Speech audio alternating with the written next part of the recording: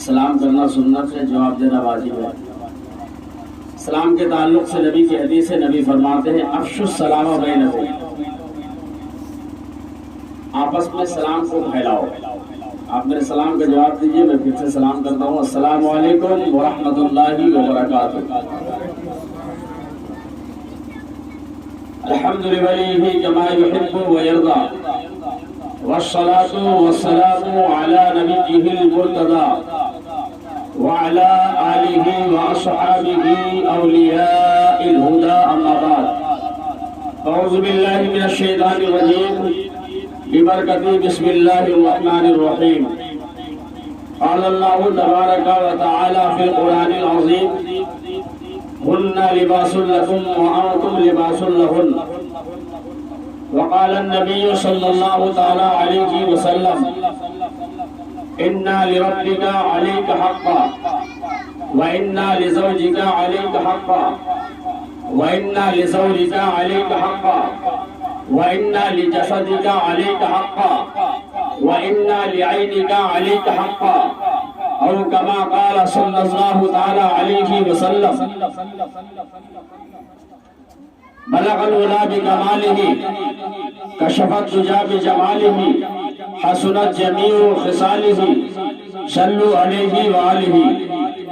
وہ کمال حسن حضور ہے کہ گمان نقش جہاں نہیں، یہی پھول خار سے دور ہے، یہی شمع ہے کہ دھواں نہیں، ان کی مہک نے دل کے غنچے کھلا دیے گئے، جس راہ چل دیے گئے پوچھے بسا دیے گئے، اللہ کیا جہنم اب بھی نہ سرد ہوگا، رو رو کے مصطفیٰ نے دریا بہا دیے گئے، میرے کریم سے گر قطرہ کسی نے مانگا، دریا بہا دیے ہیں دربے بہا دیے ہیں، دریا بہا دیے ہیں دربے بہا دیے گئے، اور ملک سخن کی شاہی تم کو رضا مسلم، جس سمت آ گئے ہو سکے بٹھا دیے ہیں، جس سمت آ گئے ہو سکے بٹھا دیے گئے۔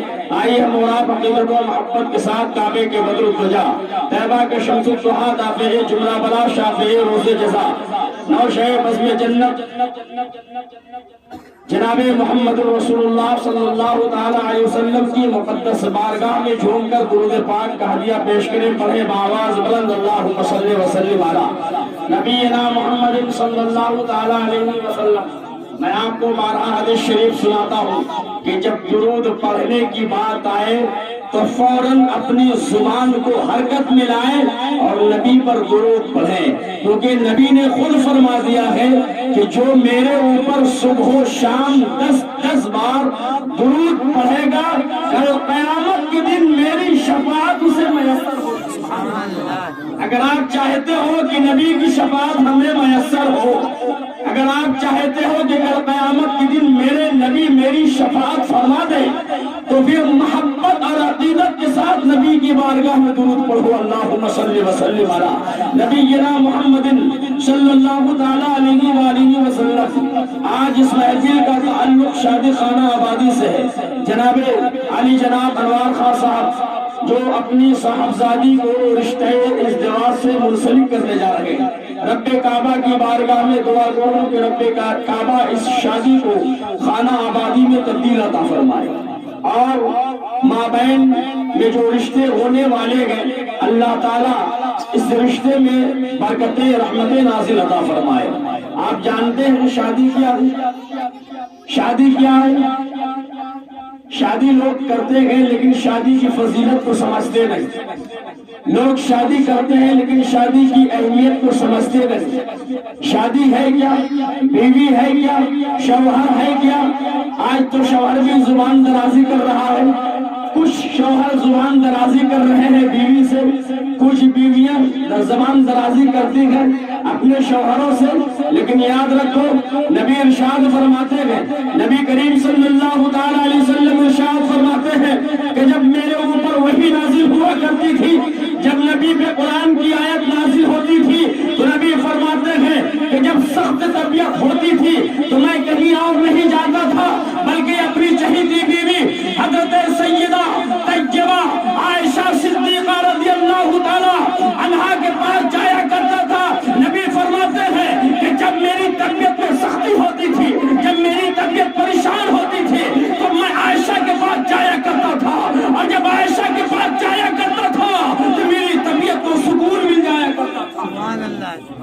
شوہر اور بیوی کے رشتے، جس رشتے کو اللہ نے قرآن میں لباس سے تعبیر کیا، اسے آپ ہلکے میں مت لیجئے اور غیر معمولی رشتہ مت سمجھیے۔ ابھی تو میں نے جو حدیث پڑھی ہے اس کا ترجمہ ہی نہیں کیا ہو، سن لیجئے۔ کن کن لوگوں کا حق میرے اوپر ہے، کن کن کا حق میرے اوپر ہے، اور میں کن کن کے حقوں کو ادا کر رہا ہوں اور کن کن کے حقوں کو چھوڑ رہا ہوں۔ غور کیجئے، ہم ہو، آپ ہو، یہ ہو، وہ ہو، خدا کی قسم کل قیامت کی دن جو جس کا حق مارے گا اس کی پکڑ سخت ہوگی۔ کیونکہ سنیے حدیث کا ٹکڑا، نبی نے ارشاد فرمایا ہے فَأَتُوا كُلَّ ذِي حَقٍّ حَقَّهُ، یعنی ہر حقدار کو اس کا حق ادا کر دو۔ سبحان اللہ، ہر حقدار کو اس کا حق ادا کر دو۔ ایک میں نے لمبی حدیث پڑھی ہے، اس کا ترجمہ کروں گا، لیکن آپ سماعت کیجئے۔ حدیث کہتے کسے ہے، اور میں نے جو حدیث حق زوجین اور حقوق اللہ اور حقوق العباد کے تعلق سے میں نے پڑھی ہے، میں آپ سے گزارش کرتا ہوں کہ اس سے پہلے آپ ایک مرتبہ اور درود پڑھے، اللہم صلی وسلم علی نبی جناب محمد صلی اللہ تعالی علیہ وآلہ وسلم۔ قرآن عظیم کہتا ہے قُلْنَا لِبَاسٌ لَكُمْ وَأَنْتُمْ لِبَاسٌ لَهُنْ، جس رشتے کو اللہ نے قرآن عظیم نے لباس سے تعبیر کیا ہے، آئیے میں آپ کو بتاتا ہوں رشتے کسے کہتے ہیں۔ یہ شوہر اور بیوی کی رشتے کتنے خوبصورت ہوتے ہیں۔ قرآن کہتا ہے قُلْنَا لِبَاسٌ لَكُمْ وَأَنْتُمْ لِبَاسٌ لَهُنْ، مرد کو اللہ نے بیوی کے لیے کیا بنایا؟ تو لباس بنایا۔ سبحان اللہ، بیوی کو مرد کے لیے کیا بنایا؟ تو لباس بنایا۔ ایک دوسرے کے لیے لباس ہے۔ اٹھائیے قرآن، پڑھیے قرآن، تو قرآن کہتا ہے الرجال قوامون علی النساء، اللہ نے مردوں کو عورتوں پر حاکم بنایا۔ قرآن اٹھائیے، پڑھیے قرآن، تو قرآن کہتا ہے وعاشروہن بالمعروف، آپ کہاں حق ادا کر رہے ہیں؟ یاد رکھیں، کچھ لوگ یہ سمجھتے ہیں کہ صرف شوہر کا حق بیوی پہ ہوتا ہے، لیکن میں آپ کو کہتا ہوں پڑھیے قرآن، تب آپ کو سمجھ میں آئے گا۔ قرآن کہتا ہے وعاشروہن بالمعروف، اس کا مطلب کیا ہے؟ ارے اپنی بیوی کے ساتھ فیصلہ کرو، اور ایسا فیصلہ کرو جو قرآن عظیم کی آیت کے مصداق ہو۔ سبحان اللہ، جو نبی کی حدیث کے مصداق ہو۔ قرآن کہتا ہے وعاشروہن بالمعروف، قرآن کہتا ہے وَإِن كَرِهْتُمُوهُنَّ فَعَسَىٰ أَن تَكْرَهُوا شَيْئًا وَيَجْعَلَ اللَّهُ فِيهِ خَيْرًا كَثِيرًا، ان کے ساتھ کیسا برتاؤ کرنا چاہیے، ان کے ساتھ کیسا سلوک کرنا چاہیے۔ آپ آتے ہو، گھر میں قدم رکھتے ہو، تھوڑی سی کمی ہوتی ہے، ڈنڈے چلا دیا کرتے ہو، تھوڑی سی کمی ہوتی ہے، نازیبا کلمات کہتے ہو، تھوڑی سی کمی ہوتی ہے، گالیاں بکنے لگتے ہو، لیکن پڑھو نبی کی حدیث، نبی فرماتے ہیں فَأْتُوا كُلَّ ذِي حَقٍّ حَقَّهُ، ہر حق والے کو حق ادا کر دو۔ میں آپ کو بتانے کی کوشش کر رہا ہوں، ایک صحابی رسول ہے، بستر میں مت کیجیے گا، جو اپنی جگہ پہ ہے وہیں بیٹھے رہیں گے۔ ایک صحابی رسول ہے، ایسے صحابی رسول ہیں جن کی شادی ہو چکی ہے، لیکن ان کا معاملہ یہ ہے کہ دن بھر روزے رکھتے ہیں، دن بھر روزے رکھتے ہیں، رات میں پوری رات عبادت کرتے ہیں۔ جب صحابی رسول کے اللہ کے رسول کی نظر پڑتی ہے تو اللہ کے رسول صلی اللہ علیہ وسلم صحابی کو بلاتے ہیں اور فرماتے ہیں فَأْتُوا كُلَّ ذِي حَقٍّ حَقَّهُ، یاد رکھو میرے صحابی، میں تمام بندوں میں تمام انسانوں میں ہم سے بڑا کوئی متقی اور پرہیزگار نہیں ہے۔ سبحان اللہ، کوئی اللہ کا خاص بندہ نہیں ہے، لیکن یاد رکھو نبی اپنے صحابی سے کہہ رہے ہیں اس کے باوجود بھی میں رات میں تھوڑی دیر عبادت کرتا ہوں، کچھ حصے میں جاگتا ہوں، کچھ حصے میں سوتا ہوں۔ یاد رکھو لیکن میرے اوپر میری بیوی کا بھی حق ہے، میرے رب کا بھی حق ہے، میرے ملاقاتیوں کا بھی حق ہے، میرے جسم کا بھی حق ہے، میری آنکھ کا بھی حق ہے۔ یاد رکھو مسلمانوں، نبی نے صحابی کو بلایا ہے اور بلانے کے بعد کہا ہے اے میرے صحابی سنو، فَأْتُوا كُلَّ ذِي حَقٍّ حَقَّهُ، ہر حقدار کو حق ادا کر دو۔ صحابی رسول کہتے ہیں یا رسول اللہ صلی اللہ تعالیٰ علیہ وسلم، آپ بلائے ہیں، آپ فرمائیے کیا فرمان ہے آپ کا، آپ کے فرمان پہ عمل صحابی رسول آتے ہیں اور نبی فرماتے ہیں کہ سنو کل ذی حق حق، ہر حق والے کو اس کا حق ادا کر دو، اس لیے کہ تمہارے پاس بیوی بھی ہے، تمہارے پاس بچے بھی ہیں، سبحان اللہ، تمہارے اوپر تیرے رب کا بھی حق ہے، تیرے اوپر تیرے ملاقاتیوں کا بھی حق ہے، تیرے اوپر تیرے جسم کا بھی حق ہے، تیرے اوپر تیری آنکھ کا بھی حق ہے۔ میں آگے بڑھوں، ذرا درود پاک پڑھیے، اللہم صلی وسلم علی نبینا محمد صلی اللہ علیہ وآلہ وسلم۔ صحابی رسول ہیں، دن بھر روزہ رکھتے ہیں، رات میں عبادت کرتے ہیں، جب نبی نے بلایا ہے اور بلانے کے بعد کہا سنو میرے صحابی، ہم سے زیادہ کوئی متقی نہیں، سبحان اللہ۔ اللہ کے رسول فرماتے ہیں اے میرے صحابی، ہم سے زیادہ کوئی متقی نہیں، کوئی پرہیزگار نہیں۔ سورہ مزمل کب نازل ہوئی؟ جب نبی راتوں کو جاگتے تھے، جب پاؤں میں سجن پڑ گیا، پاؤں پھول گیا، تب سورہ مزمل نازل ہوئی۔ اللہ نے کہا یا ایھا المزمل، اے کالی کملی والے، یا ایھا المزمل قم اللیل الا قلیلا، اے محبوب جاگیے، عبادت کیجئے، لیکن قم اللیل الا قلیلا، رات میں قیام کیجئے مگر تھوڑا سا کیجئے، سبحان اللہ۔ قیام کیجئے لیکن تھوڑا سا قیام کیجئے۔ اور آگے بڑھیے، یا ایھا المزمل قم اللیل الا قلیلا نصفہ او انقص منہ قلیلا۔ کون کہہ رہا ہے؟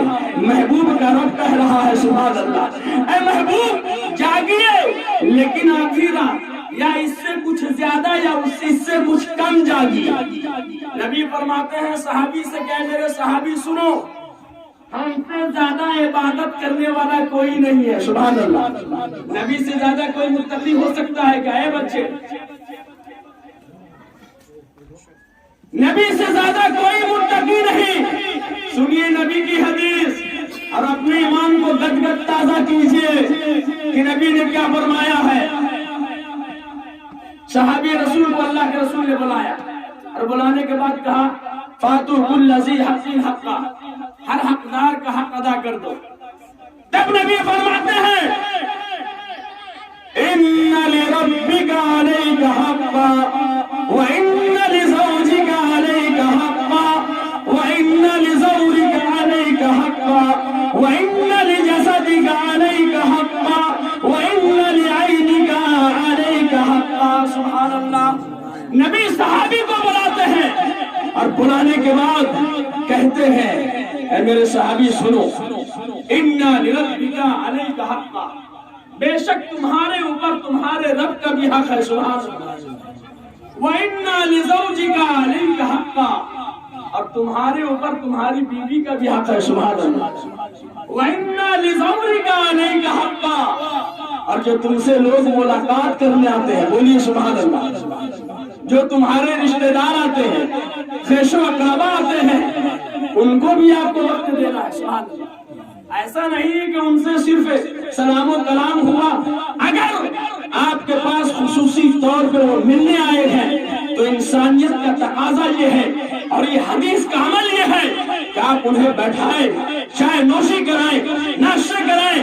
وہ اپنے گھر سے بندہ چلا ہے صرف آپ سے ملاقات کرنے کے لیے، وہ بندہ گھر سے قدم نکالا ہے صرف آپ سے ملاقات کرنے کے لیے، اور اس شخص کو آپ صرف کلام اور سلام سے، چند کلام اور سلام سے کام چلا دیتے۔ اسے یاد رکھیے، اپنے رشتہ داروں کو بھولیے مت۔ میں جانتا ہوں کہ آج کا زمانہ بہت بیزی ہو گیا، یہ اینڈرائڈ جب سے نکلا ہے خدا کی قسم انسان تو بیزی ہو ہی گیا ہے، اتنا بیزی ہو گیا ہے کہ لوگ اب رشتہ داروں سے دوری بھی اختیار کر رہے ہیں۔ کیا یہ سچائی ہے کہ نہیں؟ ارے بھائی، میں ہوں تو کیا ہوں، میں ہوں تو کیا ہوں۔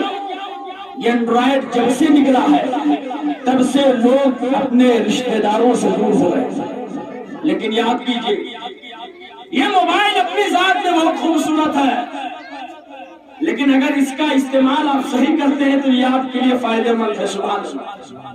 اور اس کا استعمال اگر آپ غلط کرتے ہیں تو یہ آپ کا جان لیوا بھی ہے۔ اس موبائل کو میں رکھا ہوں، اس میں قرآن بھی ہے، تفسیر بھی ہے، ترجمہ بھی ہے، اصول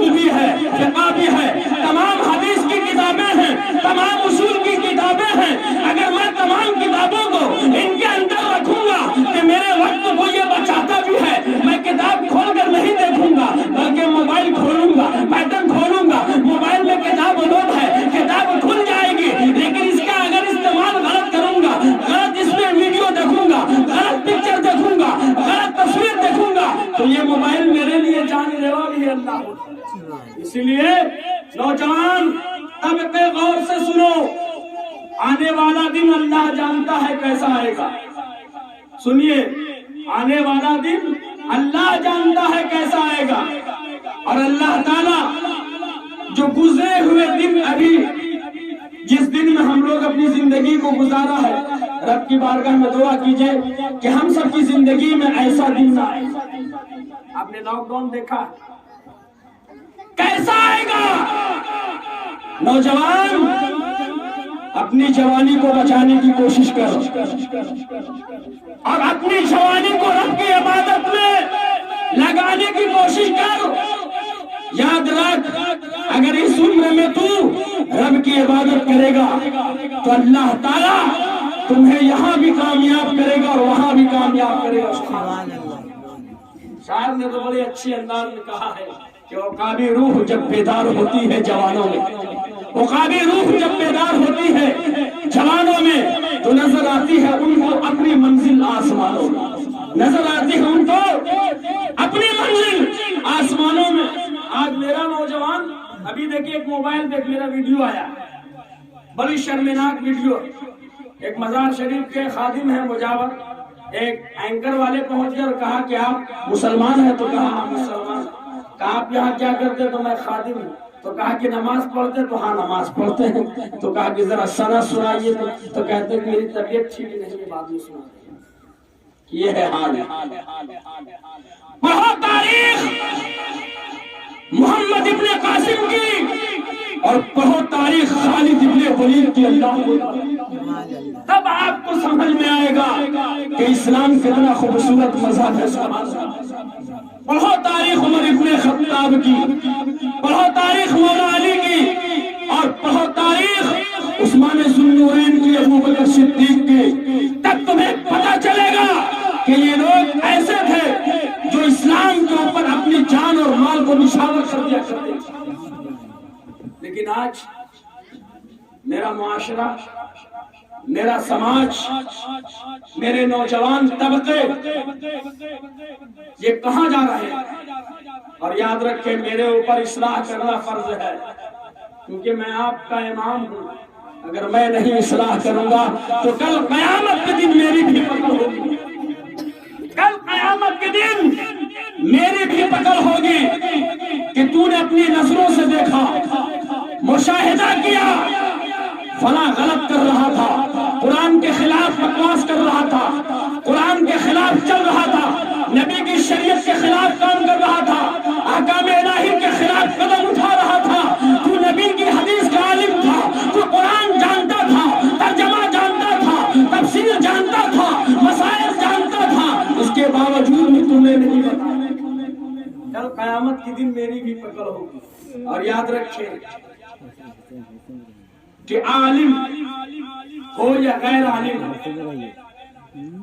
عالم کے اندر اگر عمل نہیں ہے تو وہ لا علم اور نادان ہے. لا علم اور نادان ہے. حضرت امام غزالی رحمت اللہ تعالیٰ علیہ تصوف کے 4 درجے کا ذکر فرماتے ہیں. وقت نہیں ہے ورنہ میں چاروں درجوں کو بیان کرتا. فرماتے ہیں کہ عالم وہ ہے جس کے اندر عمل بھی ہو، سبحان اللہ، ورنہ وہ نادان ہے.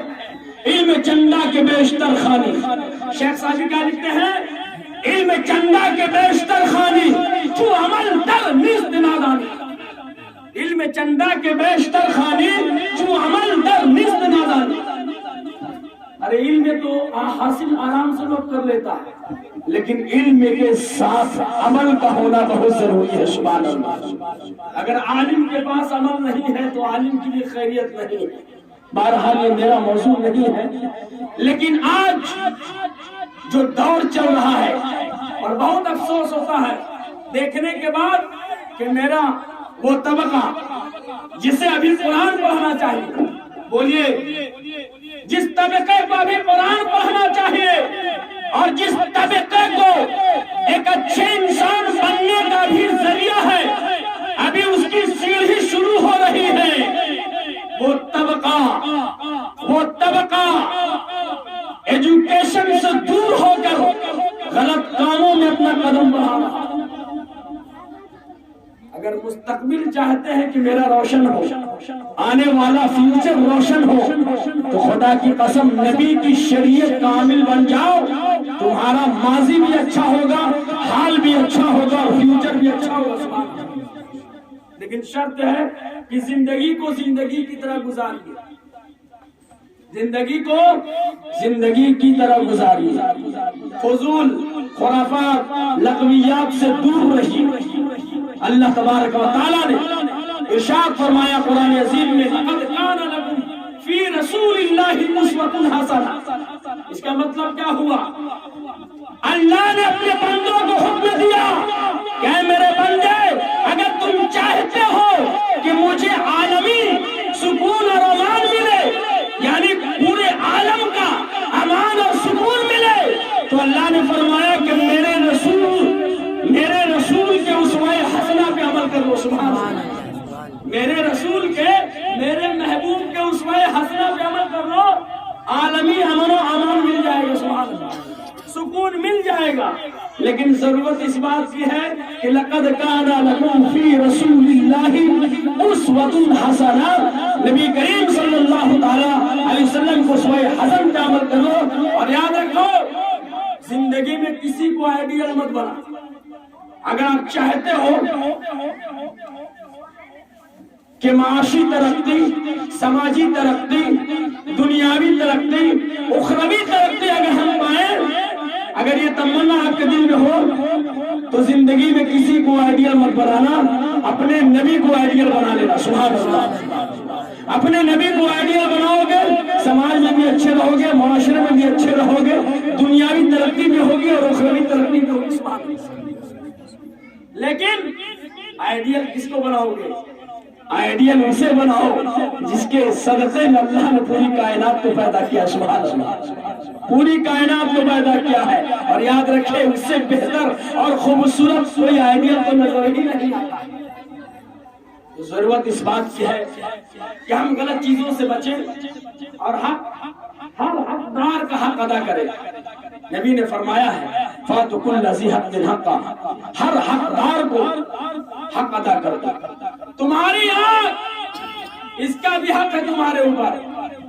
جس آنکھ کو چمکاتے ہونا، کل قیامت کے دن اس آنکھ سے بھی حساب لیا جائے گا۔ جس جسم کو چمکاتے ہونا، اس جسم سے بھی حساب لیا جائے گا۔ اور یاد رکھیے کہ اپنی آنکھوں کو غلط استعمال ہونے سے بچائیے۔ اگر یہ آنکھ آپ کی کھلے تو قرآن عظیم کی تلاوت کے لیے کھلے، سبحان اللہ، نبی کی حدیث کے لیے کھلے۔